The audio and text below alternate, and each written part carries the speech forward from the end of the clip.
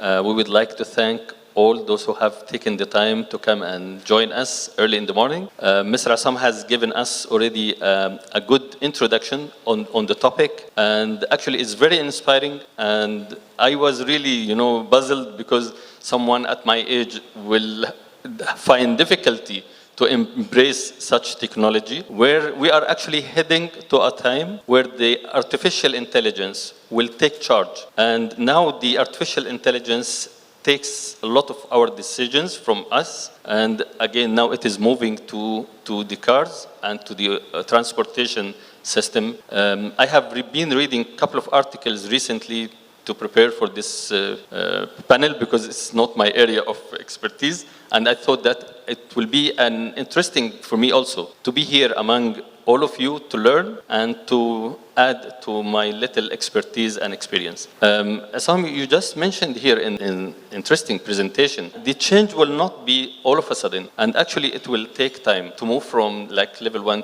currently perhaps we are level 1, level 2, some also in some countries, they have moved to level 3 of automation, where the decision will be shifting, or the human will still have some control on taking the decision. He can switch on the automatic driving if he wants, for example, to answer a call or to do something, but at the same time he can switch off and take charge. Now, when we move to the insurance will be continuous, whether we are in level 1, 2, 3, 4, or even 5. But definitely it will be in a different perspective. In this area, currently, when I'm taking part charge of the driving decisions, how the liability will attach? I mean, who will be responsible? I mean, if an accident takes place, and also afterwards we'll take the brains of Anand as well from the legal perspective, how the liability will attach here?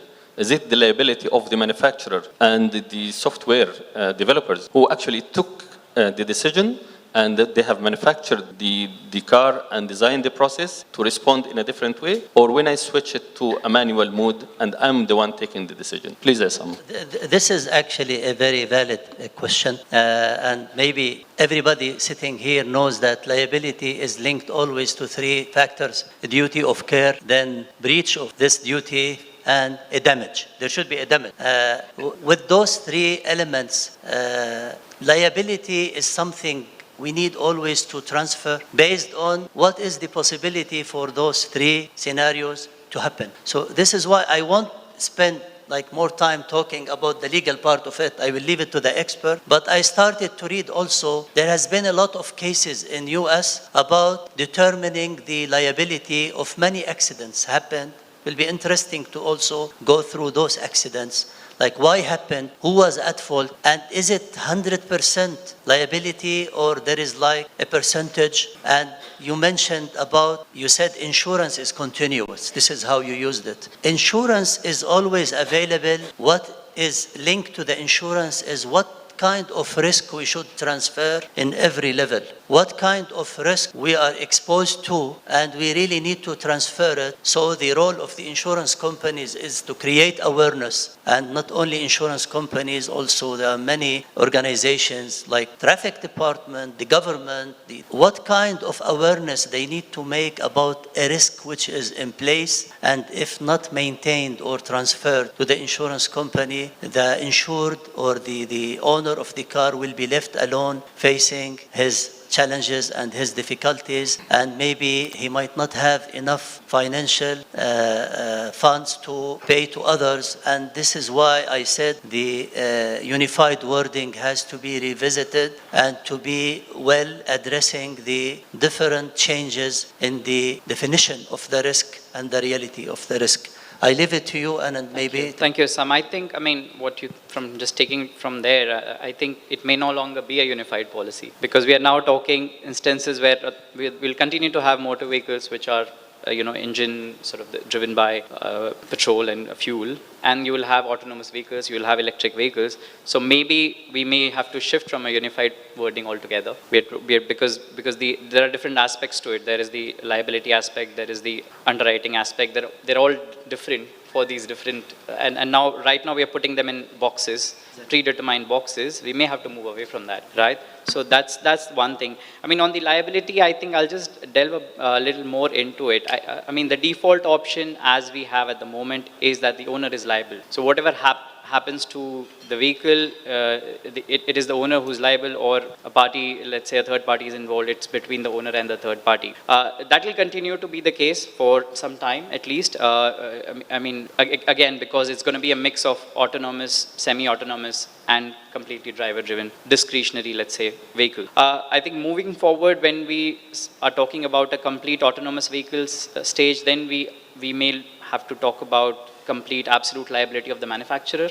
Now, that again has very many components. There is the OEM, the main manufacturer, there is the service provider, and then all of these cars are connected cars. So then there is even the internet service providers. I mean, an accident could actually even happen just because the internet was not working properly. So are you going to talk about suing the telecom provider? So I mean, there are a lot of questions, and I think a lot of things to consider. And I think what we'll also see is, car manufacturers will take much more interest in the insurance industry, and that we have already seen. Tesla is talking about their own insurance and things like that, because as you mentioned, it's moving towards product liability, right? So it's not that insurance is going away. I think it's just a shift. It's shifting from one side of table to the other side of the table.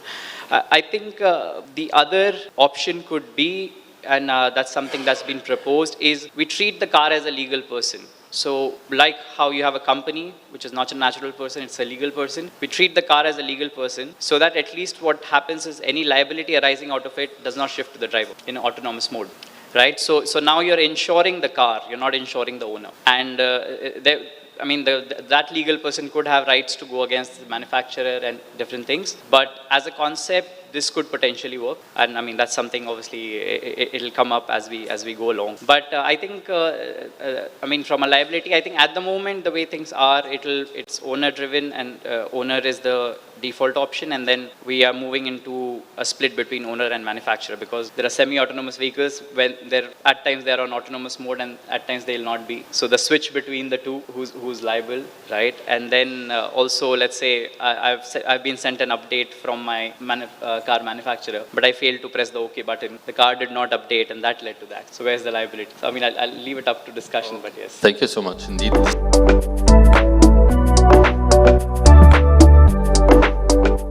But at the same time, also, Pascal, being in the data field and data science, now the data will play a major role, particularly in the designing the reaction of the system, how to brake, when to brake, when to speed, how to avoid the accidents, all these things. What else can the data that will be gathered from the point of manufacturing the car can be helpful for the insurance industry? Absolutely. I just want to come back to what Anand said.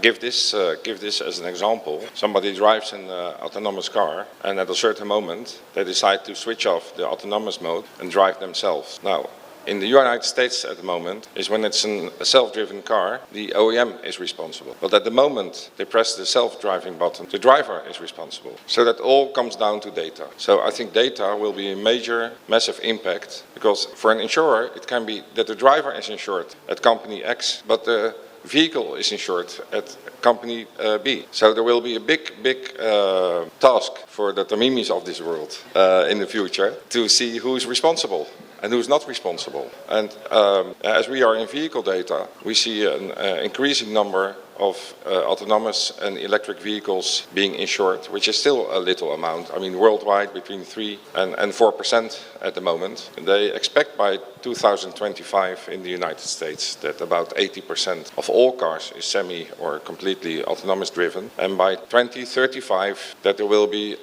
50 to 60% of the total car park being autonomous driven. Pascal, let me interrupt you. Yes. To make it also more exciting. You are now working mainly on driving behaviors. I know you have a project to study the driving behaviors of certain drive segments. We all know that driving behaviors, most of the time, like, it's bad, but sometimes it's good. Sometimes there are good behaviors that, although you have the right to be on that lane at that speed, but you still give a chance for someone to come into your lane. Okay.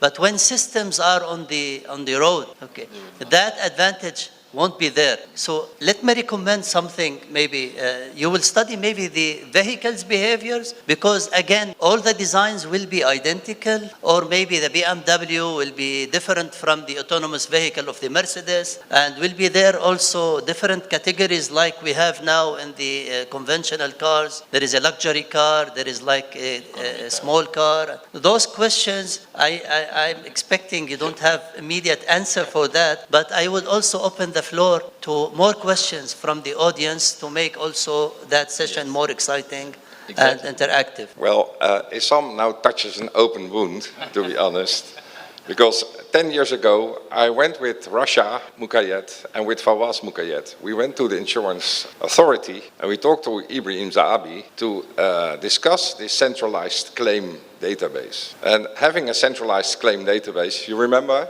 Raja?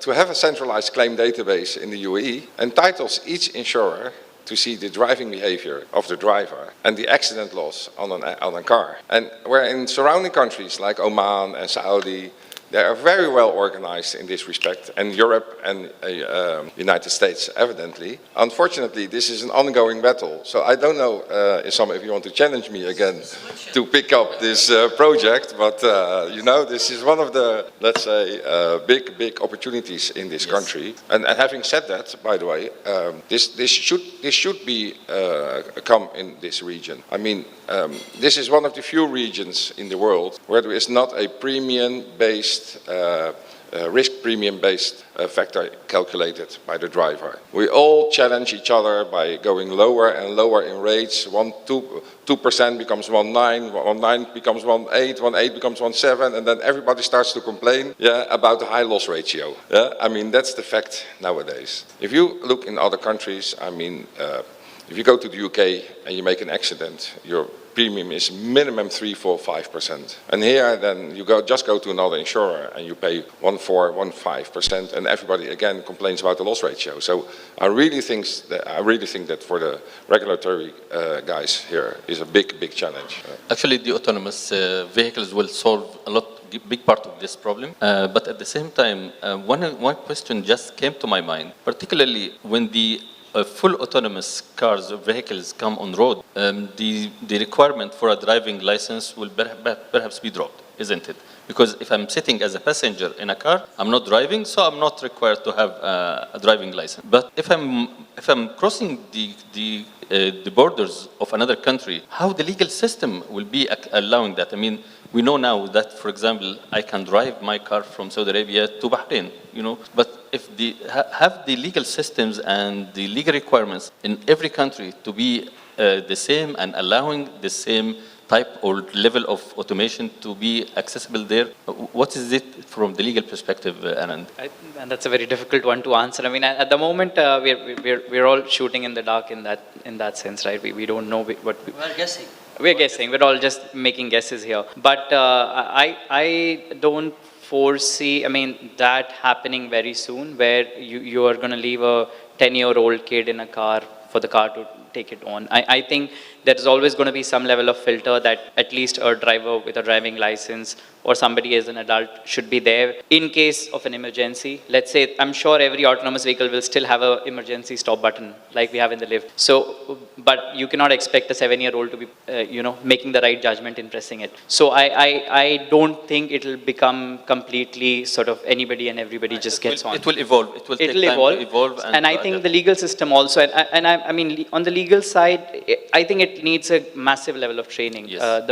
Because the decision makers on the judiciary, I mean, at the moment, the way things are, it's current motor insurance is very much evolved. But you see, every insurer is always complaining about the court cases, behavior, the judgments that come out in the court cases saying, probably they don't understand the details of it. Yes. Now we are talking about technology, AI, everything. I think we are probably talking about having a separate court system which is evolved and which understands this. Sure. Possibly. Yeah, thank you. Let me elaborate further on this one. I think we have to be very reasonable when we imagine a certain scenario. There will be a set of eligibilities always. It's not anybody can be in control of a car. There will be a set of eligibilities, like maybe someone can switch from fully automated into like maybe semi-automated, and then they need certain skills and they need certain license for that one. The other thing is also there should be some regulations in the country. When you talked about crossing the border, what if in that other country there are no regulations for such a vehicle to be on the road? There is no infrastructure, a certain maybe standards, I'm not sure. But this is why maybe if we wanted to come out with something useful from this event,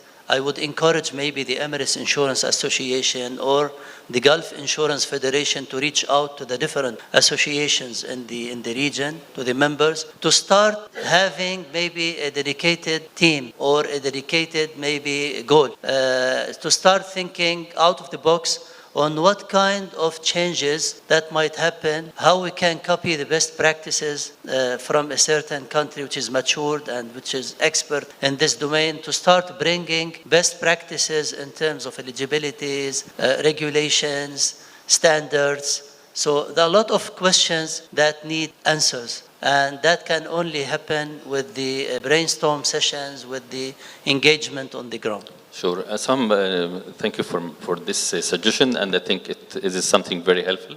Going back to the insurance, now the insurance used to price the product based on the perception of risk, isn't it? And you have spoken about the various factors of pricing, and now also Pascal spoke about and also The frequency. exactly, and also the market pressure on the rates, so people, some companies are driven by the market rates, so that you don't want to be, on the extreme.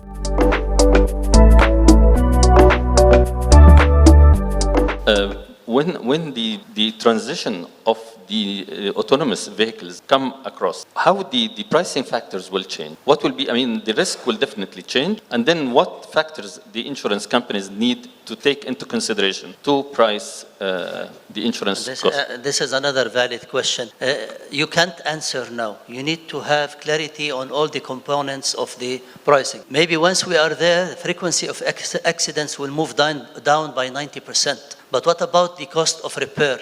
Definitely in the cost of repair it might increase, but the bodily injury element will be eliminated. Less bodily injury, because if all the cars are automated and driving as person should drive, unfortunately, people can drive like machines. But because we have feature as people, machine doesn't have it, we have the mind. Sometimes the mind is damaged and somebody is trying always to overcome your car and overcome the another car, and those guys are making trouble on the road. This factor will be eliminated once the autonomous vehicles are there, but that might not happen again in one time. It will be through phases, and people will become very familiar on having maybe another car next to him which is autonomous vehicle, and maybe the reckless driver can still cause damages to this car, by the way, because yes, it has 360-degree visibility, but it cannot disappear. Somebody might hit the car, jumping over the car. So there are always scenarios which will always be learned with the accumulation of experience once we are moving. We are on the right direction. Maybe some countries are slower than others, but all countries are moving for one simple reason. Who can guess what is this reason which is making the whole story as a must and not as an option? Any answer from anyone? What is motivating people and they are not waiting? No way out. Change. Coming whether you like it or not. I would say the passion and need. People, think about it with your children. Will any of them say, I want to buy iPhone 7, for example? Or they will buy always the latest one? Although iPhone 7 is also smartphone and can fix the needs of. So it's not only about the need, it's also the passion. And what we say in Arabic, shahwa. Shahwa, it's always for something new, the latest one. So this is why I think it's not an option. People more and more, this is why it has to happen gradually. More and more people, they will opt into that option until they become majority on the road, and giving time also to the governments to build the infrastructure the right way, giving time also to the car manufacturers to come up with this number. It's not a joke at the end of the day.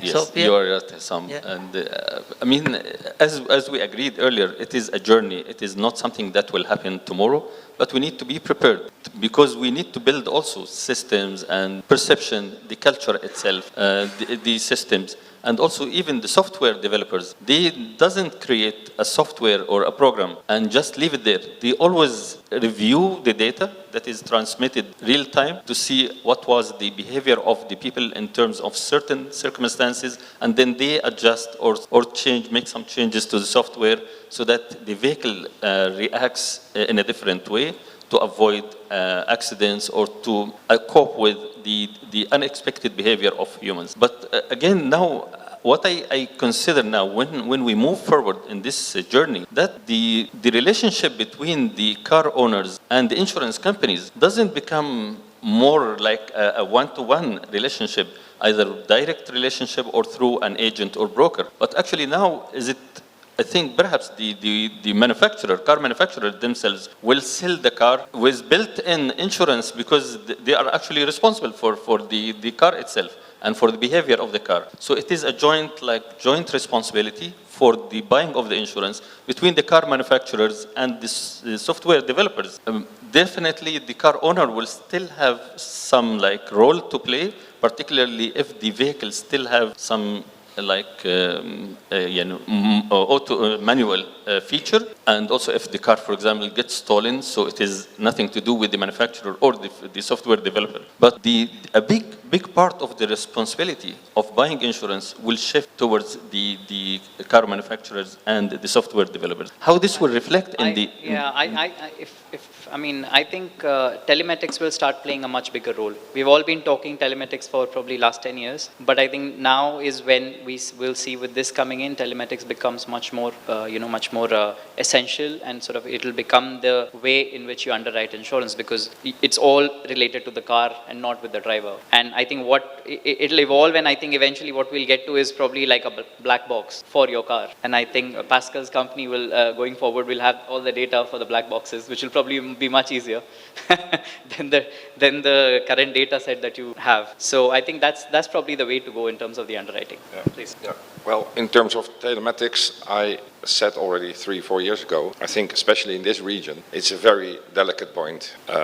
We are involved in a project where we recuperate repossessed cars from banks, and where we were talking to the RTA, and where we were asking why are only rental cars equipped with a tracer and not leasing cars. Then they said a lot of Emirati friends, they lease the car and they don't want to be traced nowhere. So just to give you an example why I think telematics is a long way from here. The data in the car, by the way, is very important.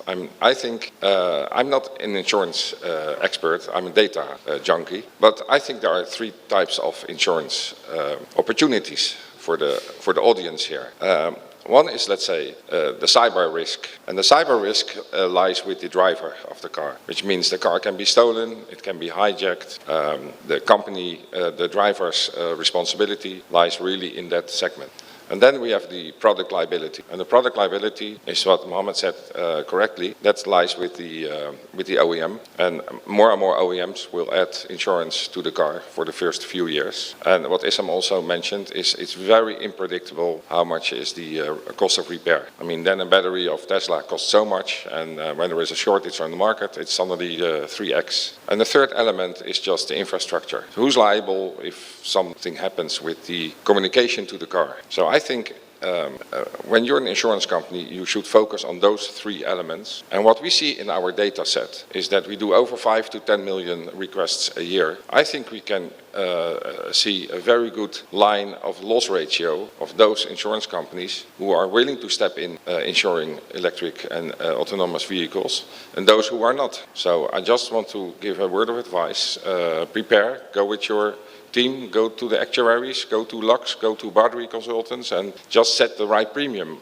And please, look, I'm not in insurance, so I can speak freely. Don't fight each other on premiums in this segment. Try to make some profit. I'm saying this is always the ongoing debate of going to the technical pricing rather than the cost or cut price competition. But going back, Assam, to again, you said that one of the very interesting things is that when the autonomous cars are moving, peacefully on dedicated lanes, and I understand that also the trucks will be also autonomous, in the coming years. So the trucks, if I see now a truck behind me, I pull over, and just give them way to pass. Will that happen when the Don't joke with the truck. So this is the behavior of an old man like me.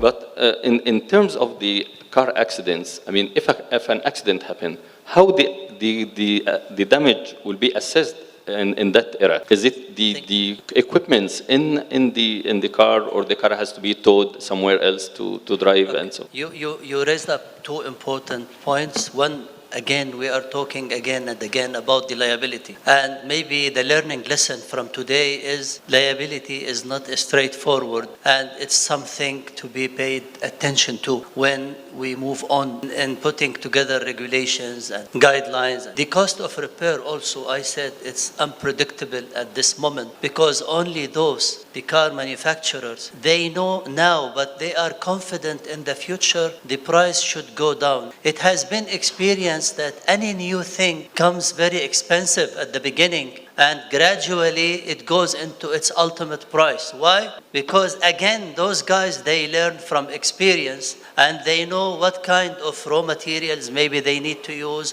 what is the best and the ideal and the optimal maybe solution needed. So these things can, when we talk about only 1,400 vehicles in states, then we still talk about like tiny numbers, and we all know that, but this is the start. When we talk about two, robo-taxis in Beijing, again, the future, we learned from reality that commercial vehicles, they are the fastest to adopt the change, because decisions can be made only by the owner of the company, by the management of the company, is usually faster than the individual decision at the mass level. So this is why, and they are convinced it's cost effective, and this is another element of the decision. So let's try to put together the learning lessons maybe of our session today. Sure. I will let you mention one or two things, Pascal, Anand, and I talked a lot. I know, but still I want to go back to your presentation, because two things I am very interested in, particularly the loss of jobs, because there will be millions of jobs that will be lost. The taxi drivers, the bus drivers, all the drivers currently. Right. They will lose the job one time. Definitely it still will take time, but ultimately they have to adapt and to have to learn and acquire some different skills to find some different job. That's one thing. Secondly, the resilience, which particularly the improvement of the lifestyle, the less tense and less pressure, the emissions, the carbon emissions, all these will improve throughout this journey. If you can quickly touch upon that, then we can move to Anand and you said that the societal cost savings is obvious to everyone. When we talk about sustainability, then there is no option. We have to be in that boat into to achieve the goal. When we are currently using gasoline for as a source of energy, and this will turn out to be, at one point of time, this will disappear. Then this is why we are thinking of another source of energy, which will help mainly those vehicles, the electric vehicles, the autonomous vehicles, to take the lead and to run the show in this industry. Transportation is huge. It's not only, don't think only of your individual mobility, But you are talking about freight, you are talking about like business. Point of job loss. When we say there will be an annual saving of $800 billion, this money should be used to create opportunities to people who are leasing. This is the easiest thing. If they wanted to do that, this is why it should be a comprehensive project, and not only contribution from different angles, and not only from the insurance company's perspective to find solutions for everyone on earth. Thank you so much. Yeah, thank you. Thank you, Assam. Anand, if you would like also to give your brains on that so that we can wrap up and open the floor. Just to wrap it up, I think that the technology is already there.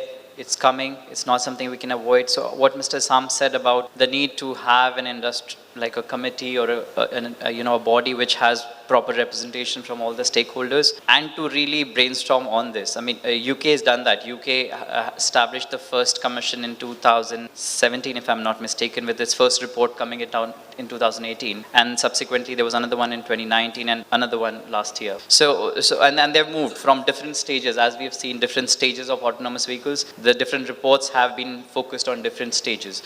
So I think we need to come up with our own set of guidance, instructions, working group to understand this, because there's again a lot of unknowns, right? So I think that's what we are dealing with here, and therefore it needs to be taken seriously. I mean, if we look at how ChatGPT came in, and I think the Microsoft CEO spoke about it, saying that it was developed in California, and 20 days later it was being used in India by a farmer to get you to understand what government subsidies are available to him in a language he could understand. So that's how the technology is evolving, and we really need to. Maybe just like, thank you, and maybe to you, Pascal, when we talk about the core business, but there is also side business which might be linked to what we are talking about, and maybe you are already in the side business of insurance when you are saying you work on data analysis and portfolio management. So feel free, please. Yeah, allow me to offer you two takeaways.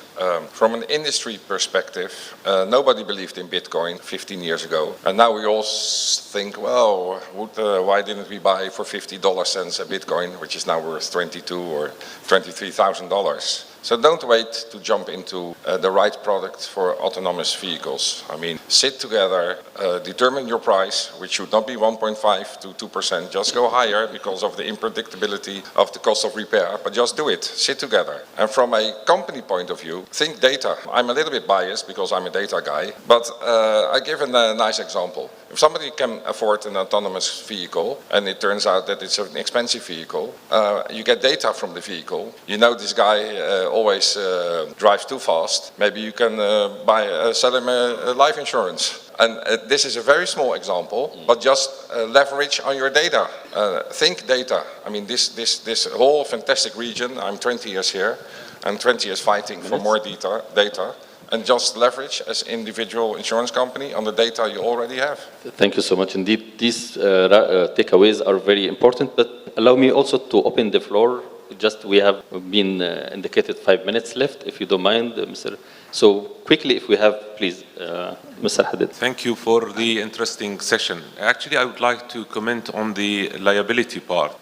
Legally speaking, we have the concept of the strict liability, or in Arabic, المسؤولية المفترضة أو مسؤولية الحراسة. And according to this concept, the owners of those vehicles will always be held liable, regardless of the manufacturing defects or not, i.e. the third party who sustained damages as a result of those vehicles will always have the right to sue the owners of such vehicles in accordance to this legal concept. However, the owners who has been held liable to pay the claims, or their insurers, okay, they have the right of recourse or subrogation against the manufacturers. After they pay the claim to the third party who sustained the damages, they will always have the right of recourse against the manufacturers, and they have to prove that the accident resulted as a result of manufacturing defect. But as a third party, they will always have the right to sue the owners of such vehicles, and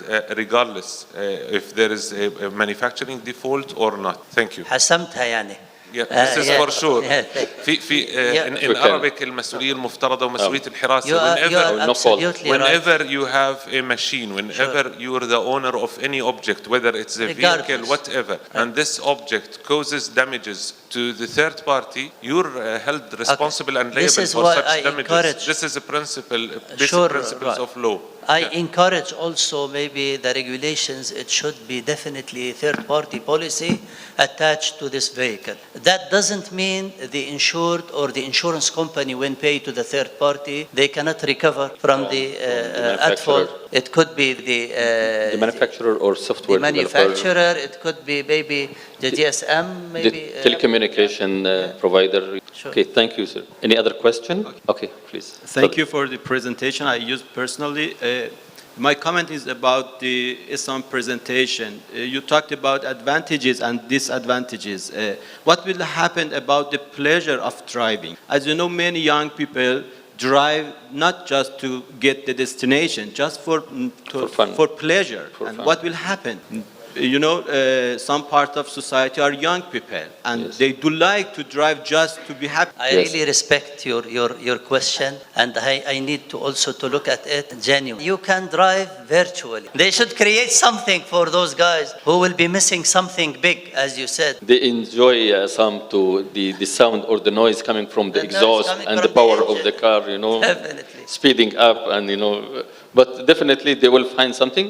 But I mean, still, I mean, this is going to take perhaps a decade or even more, and it is an ongoing transition, so it will go step by step. The autonomous vehicles are going into different levels, and you know, by the time the people will buy the autonomous cars with some manual features, still will be able to, you know, to like enjoy the driving for fun or just to go around without any, you know, any particular destination. I'm just going out to have a fresh air or to change the scene or the site. So, I mean, that will continue as well. But again, the autonomous is coming and it will help the lives of people. The 800 billion of Isam, I don't know how we will benefit from that, but anyhow. I thought you might ask me about Formula One also. What's going to happen? But So we need new mankind with new mindset. yes, definitely. That Yes. they will be make pleasure with this kind of vehicles. Yes. But the closing, I mean, remarks, if you allow me, are that it is coming, and we need to embrace that. We need to be prepared, particularly from the insurance industry. We need to be prepared from the pricing perspective, from the risk assessment perspective, from the process itself. I mean, again, if we have autonomous cars and we have real data, real-time data, we don't need, again, all the paperwork and, you know, the signatures and everything will be digitalized. We need to look at the policy wordings. I mean, the current policy wording definitely will never fit for the different generations of the autonomous cars. So we need to look at that regularly, and perhaps we start from now to have like a separate wording for the cars with features like half automated vehicles, so that if I buy something like that, and if the car is on the auto mode, then the liability will be attached to the manufacturer or to the software developer.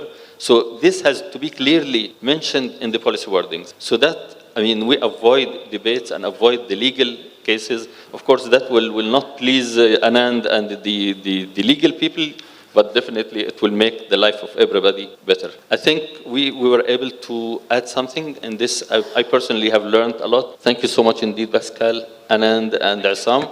The excellent presentation. Thank you so much indeed for you all to be here.